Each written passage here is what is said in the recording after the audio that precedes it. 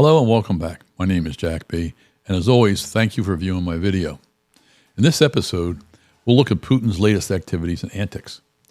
But before starting on this episode, I'd like to point out to make it clear that I believe Putin is playing around with Trump.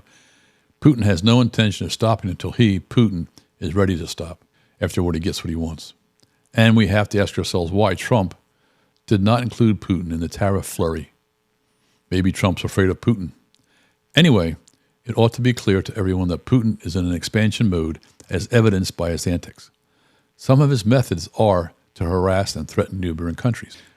I also want to note that I have concerns about the current administration and the appointed cabinet personnel and how they will be addressing the Putin peril. I'm not sure they have the experience or knowledge about international strategies or how to handle or even recognize the international issues and problems for the interests of the American people. The administration seems focused on all their personal needs and urges. On Christmas Day, another ship, an oil tanker, traveling from Russia, was dragging its anchor in the Baltic Sea. It took out power cables and internet cables connecting Finland and Estonia, in addition to taking out internet cables between Finland and Germany. This is the third time this type of incident has occurred this year, with fingers pointing back to Putin. Finland authorities boarded the ship and took control. It is believed that this oil tanker is part of Russia's so-called shadow fleet of oil tankers used by Russia to circumvent sanctions on the sale of Russian oil. Putin has been harassing its adjoining countries for years, trying to force them to join Russia. Putin is in an expansion mode, and as an example, he employed a tactic used by many enemy countries to try to force other countries to bend to their will. The tactic is flooding the country's borders with thousands of immigrants.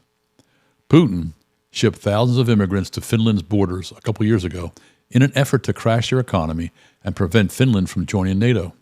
Finland simply closed their border to prevent their entry. Ultimately, Finland joined NATO on April 4th, 2023. Putin is a continual thorn in everybody's side.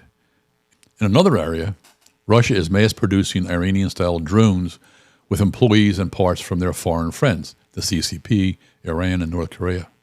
Putin has significantly increased the number of drone strikes in Ukraine. In May 2024, Russia flew 400 of these type drones into Ukraine.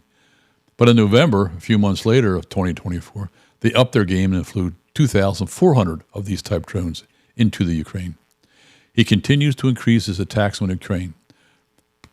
Putin claimed his invasion in Ukraine was to protect the people of the once Soviet breakaway republic. But once again, the autocrat is lying. The reality of it is that Putin wants the fertile farmland in Ukraine. Putin has been bombing critical Ukrainian infrastructures, apartment buildings, and public locations for years. There is no power for heat, health services, or food distribution. The Economist has estimated that between 60,000 and 100,000 civilians have been killed and 400,000 people wounded. Putin has no intention of agreeing to a ceasefire until it benefits him. He wants to crush all the opposition. As one can see, Putin is demanding Trump to obtain certain concessions from Ukraine, and Trump is doing what Putin wants. Putin agrees not to bomb infrastructures, but only those he needs when he takes over the entire Ukraine. Now, Trump is putting tariffs on everyone except Putin.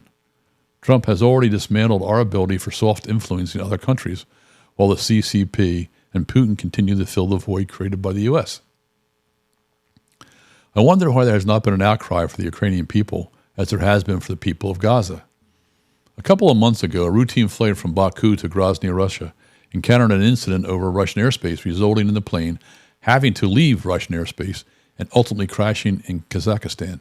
Russia immediately blamed the issue on a flock of birds. If that were true, why was the plane refused landing permission at all Russian airports after the incident? Video taken at the crash site of the tail section shows holes reminiscent of air defense shrapnel. In addition, the airspace over Russia was apparently closed or restricted due to Ukraine flying drones over Russia. Russia claims it did not shoot the plane down by mistake. At the very least, the flight crew should have been warned, and maybe the flight should have been canceled and never left Baku. There is an investigation going on now, and it will be interesting to see the results if they're made public, but it may just die out with no public conclusion. Putin has always actively and aggressively infringed upon the independent democratic countries. Putin came to power in 2000, having been a leader in the KGB for many years. He didn't like the fall of the USSR and the creation of independent countries of the former USSR. He wants things to be back the way they were. As a very skilled and successful agent and leader of the KGB, he knows how to lie and manipulate people, even blackmail and kill them, make them disappear right off the streets if necessary. He does seem to have a long-range plan, something we don't appear to have. In 2008, he invaded and annexed Georgia.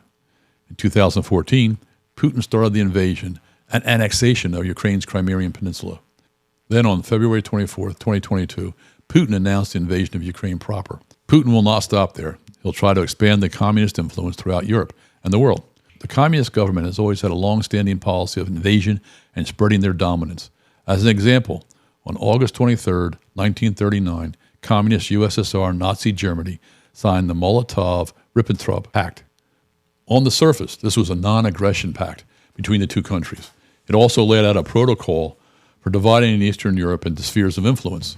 Then, on September 1st, 1939, Nazi Germany invaded Poland. On September 17th, 1939, a little over 2 weeks later, the USSR invaded Poland, and they started instituting their pact. Even earlier, in 1938, the Prime Minister of England, Neville Chamberlain, signed the Munich Agreement with Hitler, allowing Germany to annex parts of Czechoslovakia in exchange for Hitler's promise not to expand further into Europe. Well, we all saw how that worked out for everyone. Autocrats and dictators are outright liars. History is repeating itself, and it always will. No matter what Putin says, he will continue to invade other countries. I suggest there is no reason to invade a sovereign, independent, democratic country. I'm not convinced the expansion and acquisition of land throughout the world should happen via military force. Only innocent civilians get hurt. Acquisition of other countries' resources can be accomplished in other ways. Putin is harassing all the border countries to Russia to do his bidding. Due to all these aggressive actions by Putin, I suggest that any elected or appointed government official in the U.S. who praises or admires Putin should lose their job. The Russian Communist Party is not a friend of the U.S. government or our way of life.